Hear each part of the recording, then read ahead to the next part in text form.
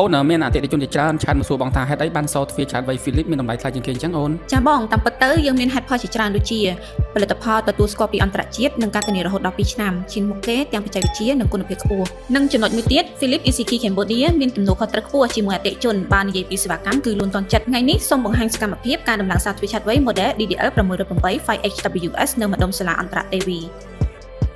ដែលសារទ្វារឆាតវៃរបស់យើងមានមុខងារជាច្រើនដូចជាប្រើលេខកូដសម្ងាត់ប្រើកូនសោ scan ក្រយៅដៃប្រើកាតបើកទ្វារតាម app ទូរស័ព្ទដៃមាន IP65 ការពារជំរាបទឹកក្នុងករណីសារទ្វារអស់ថ្មយើងក៏អាចប្រើ power bank ដើម្បីបើកទ្វារបានដូចគ្នាទ្វាររបស់អតិថិជនយើងពិតជាមានសភាពចាស់ខ្លាំងមែនទែនតែមិនមែនជាបញ្ហាអ្វីទេក្រុមការងារ Philip មានជំនាញយ៉ាងច្បាស់លាស់និងមានបទពិសោធន៍ជាច្រើនឆ្នាំមិនថាជាប្រភេទទ្វារណាទេគាត់ក៏អាចដំឡើងបានយ៉ាងស្អាតតែម្ដងបើនិយាយពីរយៈពេលដំឡើងចំណាយពេលត្រឹមតែ30នាទីទេហើយជាការស្រេចតែម្ដង